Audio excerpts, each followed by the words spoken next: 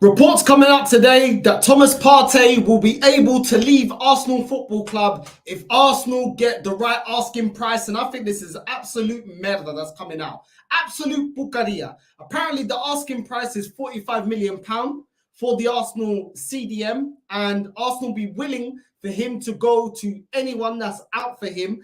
Right now, we've got the Saudi Premier League looking at Thomas Partey, and for me, I think it's a joke. Instead of midfielders like ESR that's always injured, how come he's not going out for the right price? How come we're not looking to offload ESR? Because so far, for all the talent he has, he's constantly injured. Lokonga is already deemed not good enough, and he's still here. I don't understand why. Why are we not offloading Lokonga for the right price? That Puta has been trashed since day one of him coming into Arsenal. I don't even remember him having one good game.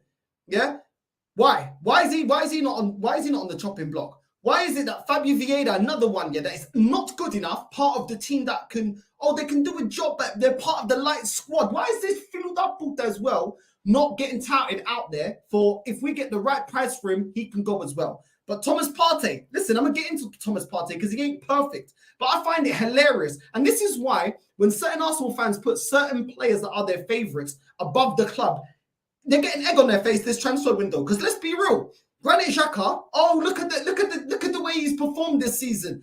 From 7 seasons, but one good season this season. Granit Xhaka, you see, Arteta knows what he's doing. That guy wants to go. Why does he not want to stay when Arteta is the best young manager in world football and we've got the best young squad in world football? Granit Xhaka should want to stay now. We finished second, won phase 4, ahead of schedule. Believe and trust the process. We're ahead of schedule, which means that next season we can only improve to win the league. Why does he want to go? Why is Thomas Partey another one? Like for Arteta is one of his favourites, a player that plays week in, week out. Why is it Thomas Partey is also being touted that he wouldn't mind leaving? Depending on what team that comes out for him, the reports are saying that he doesn't mind leaving. And these Finnish Puta always put them ahead of the club. When I'm saying Granit Xhaka ain't good enough, you're being negative and toxic, let's get behind Granit Xhaka. He wants to leave. Thomas Partey, he's better than Casemiro. Thomas Partey, I like Thomas Partey as a player, but we cannot deny that at the end of every season, this guy capitulates. He's either injured or his poor performances. And a player that's come from Atleti, that was supposed to take us up a level, he's every time it's the crunch end of the season, this guy gets injured, and that is a problem. Now, that doesn't mean that I want to get rid of him, because if you get rid of Thomas Partey, who else have we got? Who else have we got within the squad? El Nene. El Nene's already been deemed years ago. This Puta ain't good enough. He ain't got the minerals. He's not good enough as a player. El Nene's not the levels. El Nene's another one that should be on the chopping block. It's crazy how El Nene gets a new deal, Rob Holding gets a new deal, Nketiah gets a new deal, but the one player that's actually more consistent out of all of them, which is Thomas Partey, and that's saying a lot because he's always getting injured every season, and there's always stinkers in his performances every season, even though I do think he's one of our better midfielders, if not our best midfielder. I think he's actually our best midfielder. At the end of the day, why is this guy being put on the chopping block? It makes no sense. And this Puta, Edu, and flipping Arteta, they make no sense. It makes no sense. There is 5 or 6 midfielders way before they should be on the chopping block, way before it's Thomas Partey. But at the end of the day, if he's better than Casemiro, which he's not, which I told a lot of Arsenal fans, he ain't better than Casemiro. Why is it that Arteta is happy to let him go at the right price? Because he ain't happy to let Martinelli go at the right price. He ain't happy to let Saka go at the right price. He ain't happy to let Jesus go in at the right price. Those players, he bought them or gave them contract extensions. So at the end of the day, as much as I love Thomas Partey, I just, look, there are deficiencies in Thomas Partey. The injuries, the fact that when Thomas Partey is bad, he's atrocious when he's bad, But he's still a very good midfielder. And the fact that the transfer window is already capitulating for Arsenal, it's not going our way. It looks like we're not going in for Casemiro. Not Casemiro. I wish we was going in for Casemiro. We're not going in for Caicedo. We're stepping away. Even though we knew what the price was in January. We're stepping away because all of a sudden now we don't want to get in a bidding war, which is another excuse from this club all the time with the same bucadia. There's always an excuse. Then with the Declan Rice, we're allowing Chelsea to get into it, and they're now watching the player and scouting the player and seeing if they can get into talks and conversations. And we've been down this road before. They did it with Mudryk. He gave us his word. He was coming to Arsenal, and Mudryk ended up at Chelsea. The same could happen with Declan Rice. Chelsea keep offloading players. They will spend the money. Yeah, Chelsea go, how much do you want when they've got the money? There you go. We're not negotiating, haggling. There's the money. Acabou. E já não há mais conversa. Arsenal, nah, we underbid you first bid, underbid you again second bid, and then piss you off by the third one, and we're probably not getting the player. So, do I think we're going to get Casemiro or Rice? I think we might get Rice, but I definitely don't see us getting both because this club is already stepping away from Casemiro. Why do I keep saying Casemiro today? Flipping Caicedo. Yeah, we're already not going in and showing that ambition. And if we're not getting Caicedo and Rice, why are we letting go of Thomas Partey? If something happens to Rice, are we comfortable with El Nene being in that role? And even if you put Caicedo, are we happy with Caicedo in the Champions League being our main CDM or playing that role if Declan Rice gets injured in the Champions League final or semi-finals or the last 10 games to the end of the season? As much as I think he's a great player, he's not world-class yet, and I'm a little bit sus about that. So I would be keeping Thomas Partey. The players that we should be accepting bids for should be Lokonga, should be Rob Holding, Eddie Nketiah, Nuntavaj, who else? Nuntavaj, Marquinhos, ESR. Those are the players that we should be accepting bids for, not Thomas Partey. I get that he's not a perfect player, but I'm sorry, he's a better number 2 than El Nene, and he's deserved to stay at Arsenal over the likes of ESR, over the likes of other players that we should be offloading and getting money for and going in for more serious players. I get that there's deficiencies, but for me, this stinks. And I swear to God, if he goes to the Saudi League, it's an absolute disgrace. And some people are talking about, some Arsenal fans I'm already seeing today coming out with the same merda. It's always the same crap. It's sempre a mesma pucaria. Oh, but we can sell him when his value's high. F the value, man. Teams that care about winning don't care about value. Yeah? Bayern Munich didn't care about value for Lewandowski. They wanted him in his prime, had him in his prime, and got the most out of him. Didn't look at him as, oh, we're selling asset. At the end of the day, we don't support a business. I get football is a business, but it's also a sport. And along with, okay, you can't completely break the bank, you still have to be ambitious enough to want to win the competition. If you're solely a business, I understand in everything being financial, all decisions being financial, saving money here, being saving money there, being more economical with your money. This is a football club, first and foremost, a football club. I don't want to hear constantly about, oh, we're holding on to his value. I don't give a crap. What is the best footballing team that we can put out there to compete to win all the major honours? I don't want to hear about all these penny pinching about, oh, we can get top dollar for Thomas Partey now. I don't care. I do not care. I tell you what, I got more faith for Thomas Partey being in our midfield, yeah, going on to win major honours than staying with ESR, staying with Lokonga, staying with Nuntavaj, yeah, staying with Fabio Vieira. I've got more confidence in him. So at the end of the day, I'm not hearing none of this crap. All this pucaria coming out, I'm not hearing none of it, yeah? Thomas Partey is to stay. I hope this is all just talk, newspaper talk, but I'm not hearing any of that crap. It is ridiculous. I hear the deficiencies within Thomas Partey, but you put Thomas Partey's deficiencies against certain other midfielders that we've got. Why do they warrant staying on for next season and Thomas Partey doesn't? Makes no sense. Lokonga ain't done nothing. Fabio Vieira ain't done nothing. ESR ain't done nothing. They ain't done anything to prove that they're good enough to elevate us to the next level, which is winning major honours, which is what we should be aspiring to do, because we finished second, and the only way up from second is first. So if you ain't good enough to get me first, you ain't good enough. You got to go. Acabou. Festa acabou. Conversa acabou. Já não tem mais nenhuma porcaria de falar acerca disso. It is what it is. I'm not here with none of this about Mufudera Kobesa about the right price, £45 million. 45 million. What is £45 million? £45 million won't get you Caicedo. £45 million won't get you Declan Rice. £45 million ain't going to get you Osman. £45 million won't even get you that bum Havertz. It won't even get you that bum Havertz, bro. And he's a bum. He is a bum, and I don't want him at my club. So I'm not hearing none of this chat from certain Arsenal fans I'm seeing online already twerking over, oh, but we can get top money, 45 million for Thomas Partey. No. 45 million ain't that big. Bro, that's only what, 10 million more than what we bought Fabio Vieira? Look at the crap we've got in Fabio Vieira.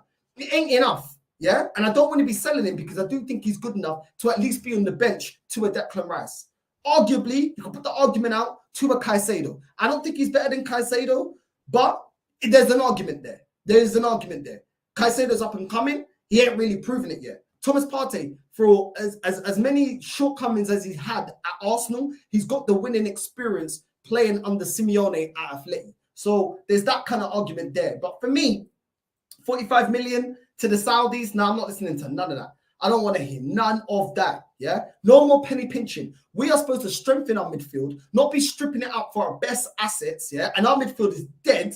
Yeah, we're not supposed to be stripping it out for our best ones. Get rid of the deadwood and add quality on top. I hate this cheapskate thing of we need to sell to buy and all this. It's nonsense. Arsenal got money. We have got money to spend if we want to be ambitious. And at the end of the day, I was told that we, with Champions League football, can get world-class players. No one said we had to sell to get world-class players. Get me world-class players on top of having a Thomas Partey, on top of an Odegaard, on top of players like that. Yeah, that improves our starting 11 and these guys become on the bench. That is how you improve your team to win major honors. Eu não estou aqui para me foder a cabeça, me estressar, porque hoje está quente. Daqui a pouco eu vou ter piripaque. Eu não estou aqui para tolerar nenhuma porcaria. Go and buy me jogadores de verdade. And I'm not here to listen to none of this nonsense that some of these journalists are coming out with. Hopefully this is BS, but with Arsenal, you never know. You already know how Arsenal get down. You never know with Arsenal. So it is what it is. Going on to the next headline. The next player, Florent Balogun, makes firm decision about Arsenal's future. Now, we already know that Florent Balogun did very, very well. I think he scored over 20 goals. He scored 20 goals in 31 appearances in Ligue 1 last season, which isn't bad. Mbappe scored 29. Lacazette scored 27. Jonathan David scored 24. So for a youngster, he's done very, very well. Obviously now he's the main striker for the USA. So his price tag and everything and is, who he is in football is elevating. He's doing it for his country now, for the USA. He scored a goal the other day. He's scoring and was performing consistently in Ligue 1. For a young player, that's very good. Yeah, very, very good. One of the top leagues in Europe. So at the end of the day, he's come back to Arsenal and he's saying, yo, I'm not going to sit on the bench. Eddie Nketiah ain't good enough. Yeah, let's keep it real. Eddie Nketiah is not good enough. Yeah, so he should be, for me, we need another striker that becomes our main striker. Jesus should be our number 2. Our number 3 should be Balogun. Eddie Nketiah this season could have cemented himself to be the best, to be our number 1 striker. Jesus got injured and Eddie Nketiah could have ascended to be our number 1 striker. He didn't do enough. He was all right, but all right ain't good enough. We're trying to compete against a treble-winning Man City team with the best manager, arguably, that I've ever seen. We need elite players. Eddie Nketiah got dispossessed in his position from Trossard. That just shows the levels. Yeah, not by another striker, by a winger. That just tells me everything I need to know. Eddie Nketiah can't beat a man unless he's going to just kick and run. He's not the most skillful and he's not clinical. He's not clinical enough, and outside the box, he rarely scores outside the box when he comes to the main team. So for me, Eddie Nketiah, for me, you are the player that at the right price, you can go. I'm more than happy to see you go, bro. You can go at the right price. Give me 45 million for Eddie Nketiah, you can have him. You can have him, yeah? 45 plus add-ons, you can have him, yeah? And then he can be for another club. Always potential, always young. Nah, I ain't seen nothing from this guy to show me that he can be an elite striker. Nothing. Balogun, on the other hand, I think he's better, technically more sound, more clinical, and I think he's an overall better player. Yeah, and he's younger. So this whole thing about progress, I actually think he's a lot more further in his progress than Eddie Nketiah. I don't think Eddie Nketiah is that great. Really don't. I think he's a bang average striker. Bang average. Yeah, and that's why before we gave him the number 14 and 100K, the teams that were in for him before that didn't come back in for him because he ain't all that. He really ain't all that. So for me, Balogun, I completely get it. You're the main striker for the USA. You just had an amazing season over there in Ligue 1. Of course, you're looking at it thinking, well, hold on, this Nketiah bum. Does he get into the England team?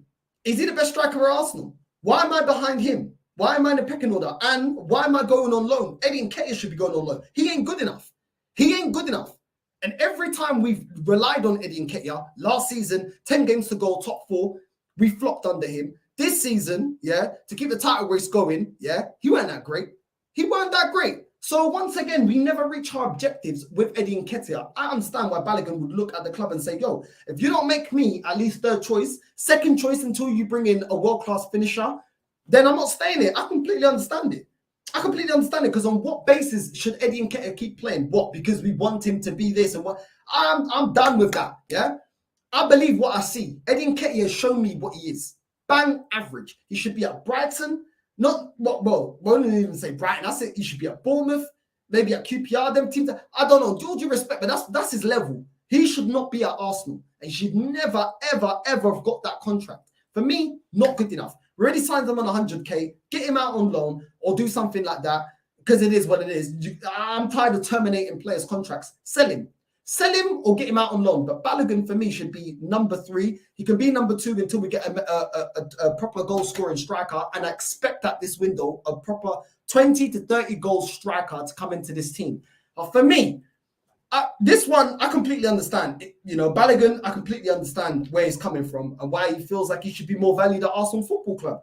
And at the end of the day, we need to give players like him a chance. And right now, his stock's up high. I don't want to see another Gnabry. I've seen a Gnabry where we never gave Gnabry a chance. We never gave him a run in the first team that we did with a player like Wilcott that plays in a similar position. And we live to regret it. I think Balogun, can he be world-class? I don't know. There is still a lot yet to see. But at the same time, I want to see him being given a chance. Eddie Nketiah has been given chance after chance. He's not cutting it. He is not cutting it. And for me, it's just not good enough. At 22 or 23, however old he is, for me now, man, I've seen enough. You ain't good enough. Do you know what I mean? I've seen other strikers in the Premier League like Greenwood. I've seen more ability in him than in Nketiah. That is a baller. I know with everything else that's going on in the background, that is more of a baller. Nketiah, nah, man. No. Goodbye. At the right price, you can go to the Saudi Premier League. You can go to the USA. You can do whatever you want. Just don't stay at my club, holding my club back, because next season, we better win the league or I'm going to erupt. I'm not having any more excuses. Any more excuses. This project's supposed to improve year after year. We've got second. Next season, I expect to win the league or win the Champions League. Failing to win either one is a failure. And for me, he should be sacked.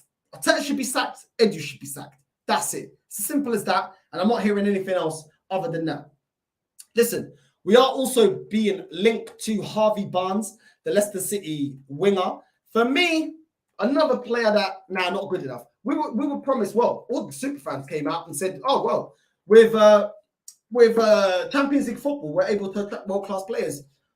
Harvey Barnes ain't world-class. So, yeah, he can come and do a job, but we got players that can do a job in the Conga, Marquinhos, Nketiah, the list goes on, Holding. And it's not good enough to get me over the line. So, therefore, I don't want him. He's 25 years old. He's valued at 32 million euros. This season, to be fair, that's not too bad in a dysfunctional Leicester team that got relegated. 34 appearances, 13 goals, 1 assist in the Premier League. But not good enough. I'm trying to get better than what we have. And for me, he's not better than what we have. He's not better than Trossard. And he's not better than Martinelli, in my opinion.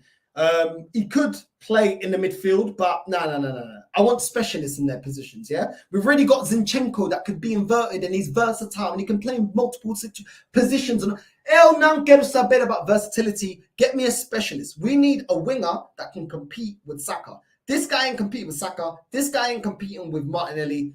Harvey Barnes, decent footballer, not for me. I want top players, and for me, he's not a top player. I think he's a decent player, and we got enough decent players or players that can do the job. I'm sick and tired of that at Arsenal. It's time to deliver and deliver me world-class players and players that can actually elevate this club into winning major honours, not just competing. Yeah, I know it's been a decent season and we were thereabouts. So applying the pressure, I'm not hearing none of that. I ain't hearing none of that, and I just find it so funny. Yeah, what I find so funny today is all these players, yeah, that this fan base twerk for and put above this crest, above the actual club, yeah. They put these players above the club are players that are now looking to turn their back on the club and turn their back on the fans that have been backing them. Thomas Partey, this whole argument about, oh, I'm better than he's better than Casemiro. He's looking to leave. He is looking to leave. So all that faith is going out the window because man's like, yo, at the right price, the right club, I'm off. Yeah? Granit Xhaka How many people twerk for Granit Xhaka this season after his overall stay at Arsenal has been pathetic? One good season in 7 is pathetic. I don't care what no one says. That ain't good enough. Yeah. All of this, Granit Xhaka is integral to what Arteta is doing. And he wants to leave as well. I just find it hilarious. When I saw the news today, I just found it hilarious. All these players that these man bleed for, talk nonsense about, back to their heels. Yeah, never call them out on their performances, never call them out on their professionalism, put them above the club. They're not the man that are turning their back on these super fans. I find it hilarious. I actually find it hilarious. It is what it is. This is why you got to look at these players as employees. Yeah, employees. One day they're here, the next day they're not here. So it is what it is, man. The club is a star, and it is what it is. Listen, people, make sure you like and subscribe. Hit the bell notification. Oi, before I leave, what is going on with my internet? Bruv, this internet is pissing me off. Anyway, before I leave, I did actually bump into a gal on the Never a Foul barbecue. And I saw a gal at the barbecue, and I thought it was going to be bad energy. And I'll be real, a gal came straight up to me, gave me a handshake, and we talked it out. Me and the guy had a conversation, and I let him know how I feel, and I let him know that I don't like how certain people that have his type of opinion label people like me and Lee, and I don't respect that. Lee's a dear friend to me, and I don't like that kind of disrespect, and I don't tolerate that kind of disrespect to somebody that has helped me so much and is a friend and is only calling the club out for the benefit of the club to be better. Me and the guy, I spoke to him face to face. I had his handshake, but I let him know how I feel, and I told the gal, listen, at the end of the day, I don't appreciate at certain times I've been on certain channels. I've seen you backstage. You didn't come up to me and shake and you didn't say hi to me. You just blanked me. And every time I said something, it was like you're coming at me, and it was getting like that. And he said that he felt at times when me and Lee have been on with him, he felt that it was an ambush. I said to him, well, first of all, that channel wasn't Lee's channel and it weren't my channel. There's no ambush here. We've got a difference of opinion, and everyone's opinion should be heard. If I didn't think everyone's opinion should be heard, I wouldn't have fans like Fuad coming on my channel. I wouldn't have fans like Julian coming on my channel. On my channel. Let me play it out. But yeah, I just told him straight, because anything I got to say about anyone, on YouTube, for me, YouTube to me ain't no different than real life. If I see you, I'll say exactly what I say online to your face. And I said to him, I don't respect you seeing me behind stage and giving me the cold shoulder when I ain't never even done anything to you. So that is when I started making, lives about you, because first of all, I don't agree with your opinion. But second of all, I didn't like how you treat me when I never came at you about your opinion. Anyway, long story short, a gal just said to me, yo, my bad. He apologized, and he just said that he felt ambushed at times. And I just said to him, well, if you feel some type of way about how you perceived Lee to talk to you, why did you do the same back to him? Because he's gonna, I just said to him, like, yo, you need to just talk to Lee. Lee's a great person. Lee is a real one. And I always have Lee's back. And I said to him, don't be giving Lee attitude and being rude to Lee, because I don't respect it. And second of all, we ain't done nothing to you. That channel that got you and him on, that is the channel you got an issue with. You're a grown-ass man, and if you got an issue, go to that channel and say, listen, I don't like the way you're putting us together, or this, and that. But to have an attitude with Lee when Lee ain't never said nothing about you, you can't do tit for tat. You know what I mean? We ain't little people. Like, at the end of the day, we're grown-ass men. You know what I mean? If you got an issue, just go to someone. You know what their IG is, whatever. Send them a voice note, whatever. You ain't got their personal number, and just say it as it is. He apologized for giving me the cold shoulder multiple times and talking at me a certain type of way. And I just said to him, look, I could have just brushed over your hand. I went there with my cousin, but I respect you as a man apologizing. And I apologized to him about making certain videos where I was coming at him a little bit. But I said to him, I never speak on your religion, your culture, nothing. I always talk about football and I keep it within football. So this is why, if you saw me and a gal took a photo, because he saw where he went wrong and I saw a little bit where I went wrong. But at the end of the day, we both apologized. He was a man about it. I was a man about it. And I think in the YouTube space, if more people are like that, then I think people will understand each other. When you're face to face and you're talking to someone and they're bringing that energy that they bring online, then you know that, listen, what is it? Is it an issue or is it not an issue? Do you know what I mean? And then they start to understand your energy. So I think that conversation was needed, because I think he interpreted me in the wrong way. and I went off as I do on the defense, on the attack, because I felt like there was disrespect and I wasn't gonna have disrespect when I ain't never done nothing to him. So we've both, we've both agreed where each other's went wrong. And yeah, it's one of them ones where it's squashed. And I think anything can get solved over a conversation. And listen, football fans are always going to disagree. Even people that have the same standards. Me and my cousin, I explained to him, me and my cousin have the same standards. We don't always agree. Me and my cousin Daniel don't always agree. We have high standards, and the standards are win major honours or it's not good enough. But even within that, we have disagreements. But when you start labeling people toxic, when you start having an attitude to certain people, when you're treating them wrong, when they're coming on live and you're making them feel unwanted, that shouldn't be happening. You know what I mean? I think it should all stay within football and it should stay within reasoning. And if you take anything personal, have those conversations offline and keep it like that. So yeah, that is that one there. In case anyone saw me with a picture on Igal's IG, he said, yo, let's have a picture, and it's squashed kind of thing. Do you know what I mean? And I told Igal, if you ever, at the end of the day, if you ever want to have a debate show, it is what it is. So Igal, I know you watch my channel. If you ever want to have a debate show, I'm more than up for doing it. Like I said, my debates never go personal. They're always about the club. They're always about the players. It's always about football. It's never about personal. Do you know what I mean? And like I said, if your dad don't own Arsenal, stop taking it so personal in that way. Do you know what I mean? But it is what it is, man. And listen, respect to him for being a man in my face when I was just saying exactly everything I had to say and I didn't hold back. He was man enough to be like, all right, cool. You know what? I see your point. I see why you took it like that. I see where I went wrong. And respect. I respect that. That's being a real man, because on this internet, there's too many keyboard warriors that don't want to ever show their face or never want to, you know what I mean? So it's one of them ones there. So yeah, man, big up to a guy, big up to Lee. Hopefully we can get them in a conversation so it can just be squashed. Ain't got to be best of friends. Ain't got to be buddy. You know what I mean? Each one's got different standards, but there could be a respectful, all right, cool. You did this. I didn't like that. This is why I came at you like this, because I felt like you disrespected me, right? I apologize, boom, boom, squashed.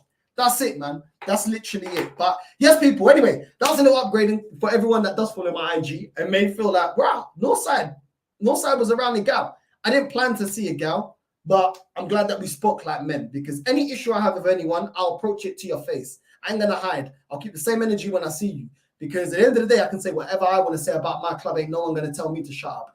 At the end of the day, the standards are to win. And if you don't win, you can leave my club. I'm not on this energy about, oh, no, give it another. No. I say what I say, and I say it because that's what I believe.